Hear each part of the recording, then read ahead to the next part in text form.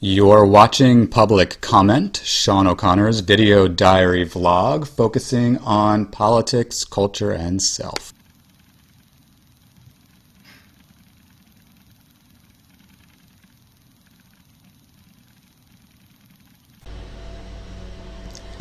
I think one of the most important things I could possibly say at this point in my life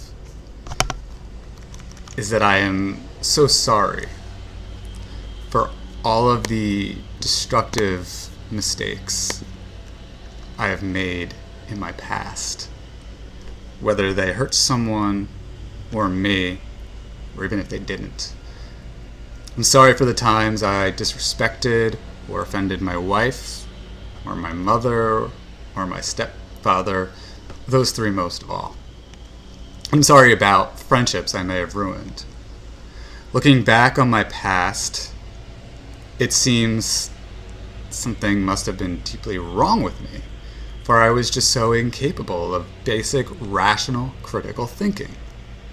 The perfect illustration of this was that despite inheriting money from my father when he passed away when I was 22, and despite having people in my life who loved me so much, I spent all of that money.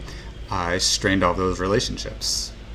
I am beyond grateful to have repaired many of those relationships.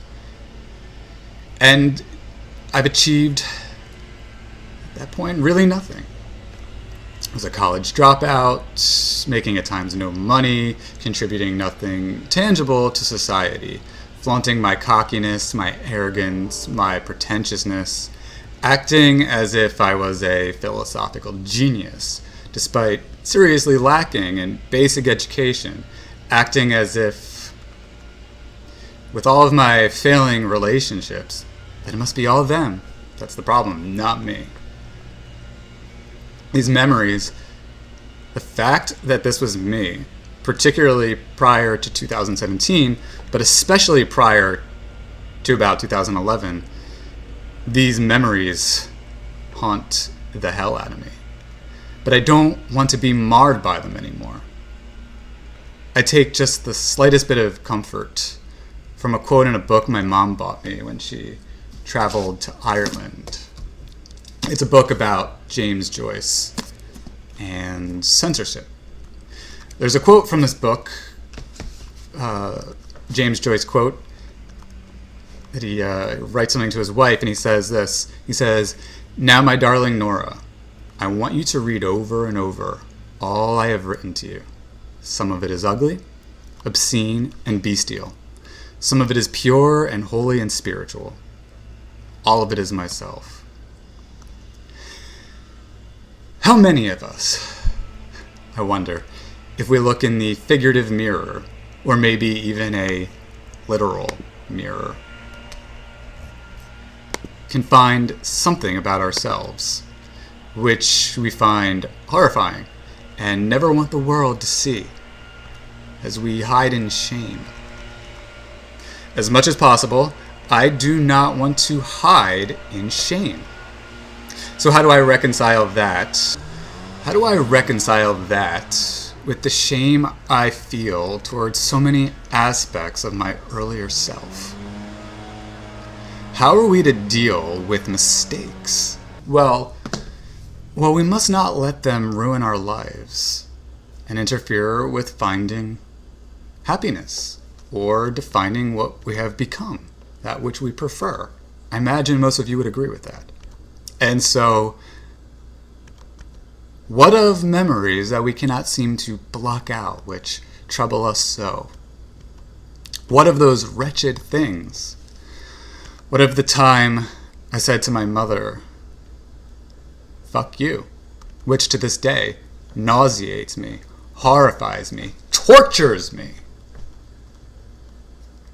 What of the times when I treated women like extensions of my vanity, or people that I could use to assuage my deep depression, anxiety, paranoia, anger, loneliness, dread, and that whole plethora of troubling mental states? And how I failed to be responsible to clean this or that, or throw out the garbage when I should have. When I went to some job, high or drunk. When I drank too much. When I insulted anyone. When I started an argument just because I wanted to feel like I might win. I hate my old self so much that sometimes all I can do is crucify him, as if to show somehow that I'm just no longer him. But this person was, or rather I should say, if this person was someone else, how would I treat him or her? I would ask, what's up now? That's constructive and good. So what's up now?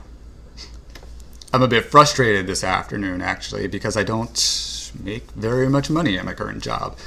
And because I don't know exactly what job is right for me while I take my time learning how to make money vlogging. I do realize if I really want to keep this video journal and make it something of substantial value, this is not going to happen overnight. So I want to do this correctly. It's going to take time. In the meantime, then, I've got to find work, something that pays more money.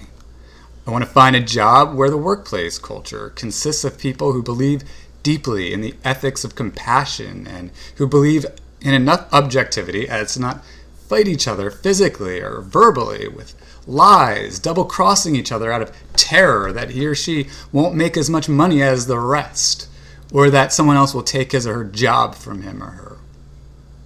Are my standards too high? Would I not find at the end of the day that the New York Times does not lay on a pedestal that the people on NBC are not perfect?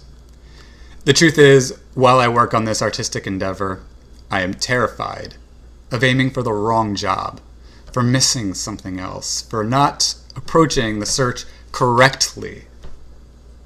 I'm quite capable of doing things wrong, and I don't want to do this wrong.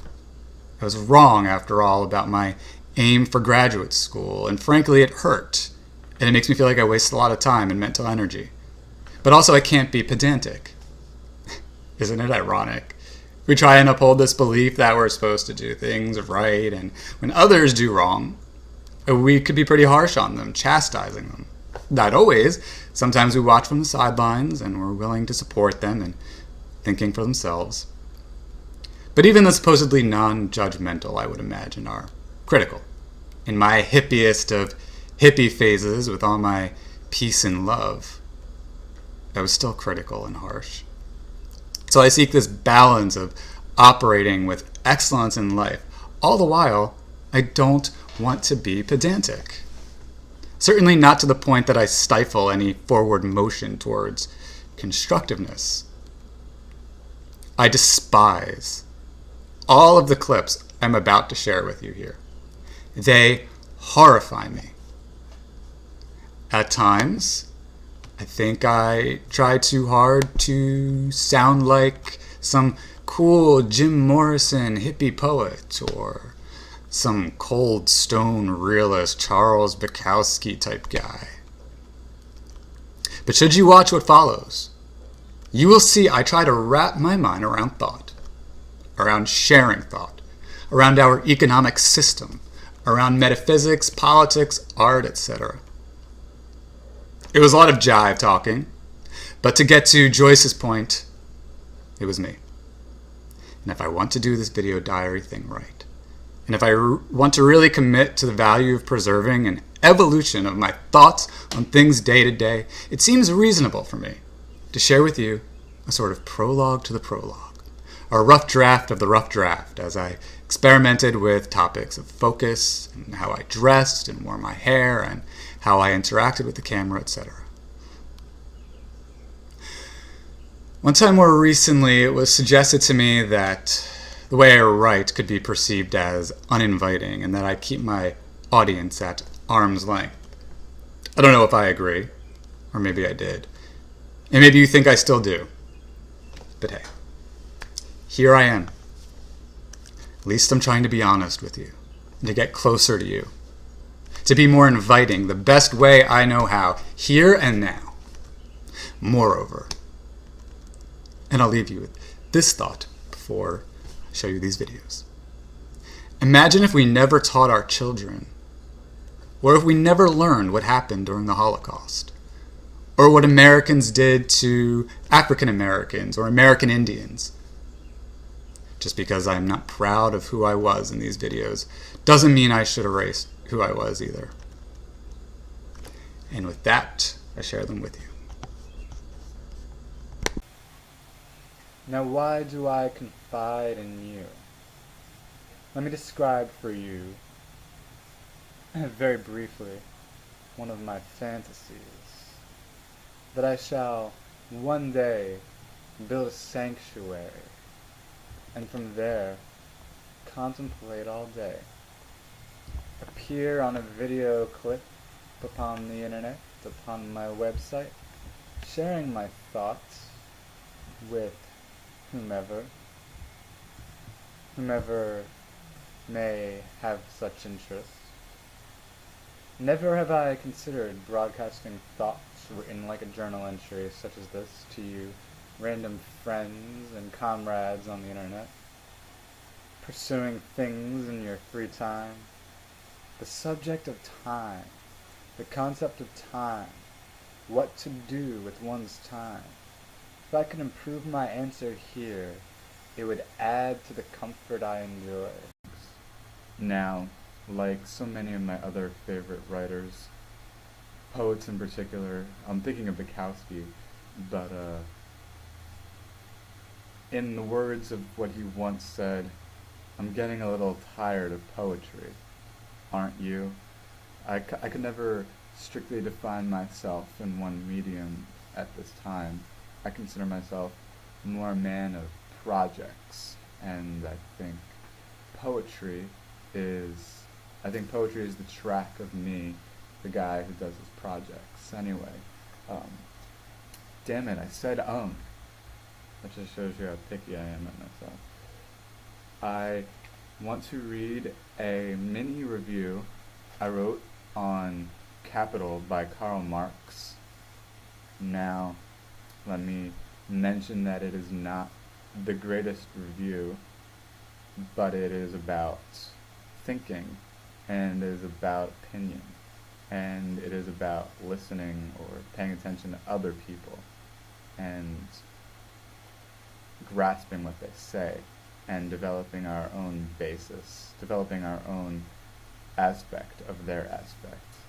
And so the review goes a little bit like this. It goes a lot like this. Okay. At this point, Marx helps me appreciate the labor process, as well as the capitalists' gathering of raw materials, each with particular values, combined with time, the time it takes his laborers to spin raw materials together into the products he will eventually sell. Marx also reveals what he claims is an injustice, how capitalists, as supervisors and con artists, really do no more than exert their own megalomania and greed. I'm currently undecided as regards my total agreement or disagreement with Mr. Marx. However, as my last review reiterates, I do agree that the capitalist is overcompensated and under-labored himself, because while he may be conducting a service to society, such as the conveniences his products do offer, for which he should absolutely be compensated and continually utilize opportunity, there is such a thing as society and civilization.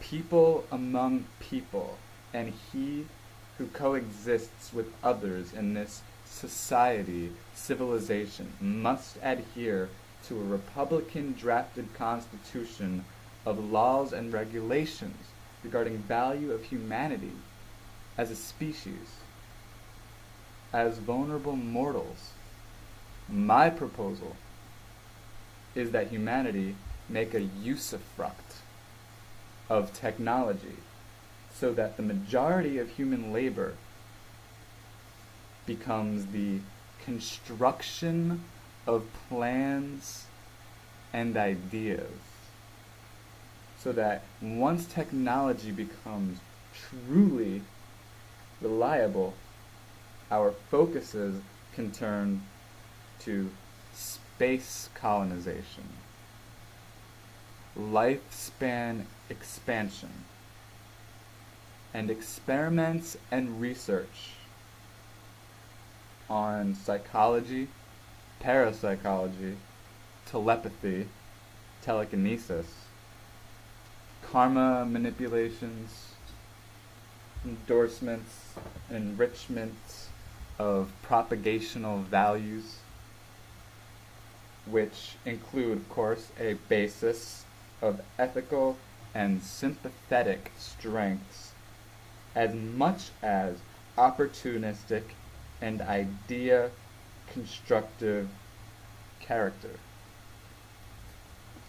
I recommend reading Capital by Karl Marx because his opinions are so flamboyant. They've influenced much of Canadian and Western European economic infrastructure, and also because, in very simple language, he offers a very fair critique of capitalism and its aspects of greed, megalomania, thievery, and pseudo-slavery, which does, in my opinion, still exist in corporate America today. However, again, I do emphasize it is not, as Marx might insist, a reason to do away with capitalism, but rather to polish its regulations, circulations, and ethics. Thank you. I want to apologize for the quality of my webcam, and for those of you who are really watching more just to listen, I appreciate you, and I condone your ethic. Thank you. Hello again, ladies and gentlemen. We were saying, if you may recall, or if you don't recall and you're just watching this video first, previous to other videos of mine you've seen, we were talking about how the lack of one's value, or rather, the lack of value of one's life, the life and resourcefulness of all others and things, is A, a lack of power, and B, is a mental illness. Hey. Now, the thing about Bukowski is, he's one of my favorite poets.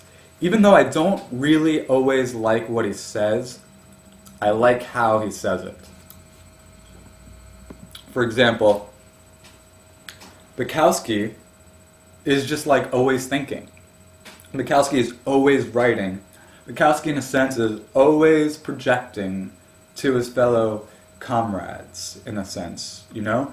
There's just an ever-reeling scroll of like infinite streaming consciousness out of Bukowski that is beautiful. It's beautiful. And the point is that you can learn from what he says. You can agree or disagree. You can hate him. The great thing about Bukowski is he certainly doesn't give a fuck if you like him or not. He just says, okay, this is my life. Anyway, brings up what I want to say, what I want to discuss. I have pretty much told you every little nitty-gritty, technical, metaphysical element to a sort of really rough and vague glance or grasp at the foundation of what it is that I write and why I write it.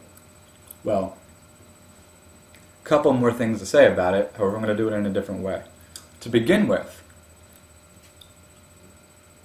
what I do is I philosophize. I am ever philosophizing.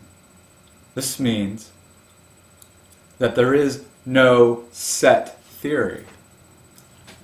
Nor is there like, okay, I spent Tuesday, November 9th until 2008, until April 3rd, 2012, writing something, and that's it, that's my theory. No, it doesn't go like that, man. I'm ever philosophizing. And now what I'm doing right now, I'm not actually philosophizing. And I'll explain to you why I'm not philosophizing. If you want to learn about truly philosophizing, I certainly invite you to read my books. Greetings. The following are my reasons why Congressman Dr. Ron Paul should be the next president of the United States. Dr. Ron Paul promotes free thought. Dr. Ron Paul demands more comprehensive accountability and responsibility from the government than any other candidate running for president of the United States. He also reminds us that our Constitution's job is to restrain the federal government. Good evening, ladies and gentlemen. How do you all do? Hopefully the best of you are doing excellent, and the worst of you are learning how to become excellent and virtuous. So I'm very annoyed with CBS producer John Dickerson, specifically in regard to an email he wrote a fellow CBS associate about Michelle Bachmann when he wrote, quote, in this email he wrote, quote, since she's not going to get many questions, ... end quote. This whole idea of this candidate gets this many questions and this candidate gets that many questions, and evidence of the fact that this is so emphatically prepared is disturbing. The amount of subjectivity that exists in the media today, in journalism today, is annoying. That's just the best word. It's annoying, it's disgusting, and to all of you out there in the journalism profession today, I have a task for you. Report your stories with pure objectivity. And furthermore, to the pioneers of my generation,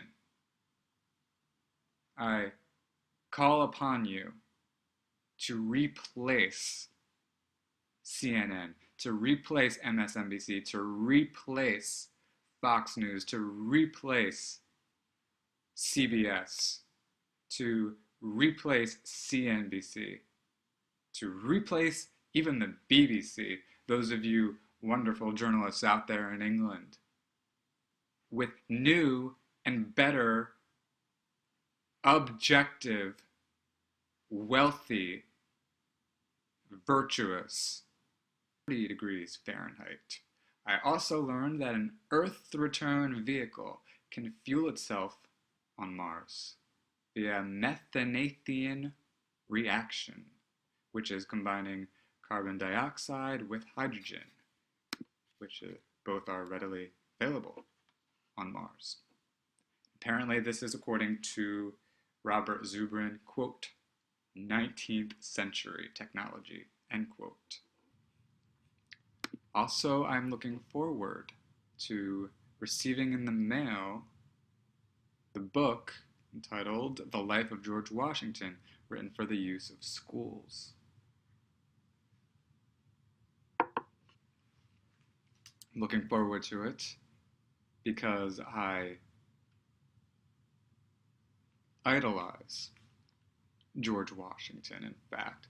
A man who was able to lead an entire revolution, a man who was able to lift the morale of his people, a man who was unanimously voted in as president of the United States, the first president of the United States, to understand the man behind all of that seems is an essential for me. I love this essay that I've been studying. It's written by Ayn Rand, and it's called Apollo and Dionysus. She compares Apollo and Dionysus, interestingly, to Apollo 11's landing on the moon and Woodstock.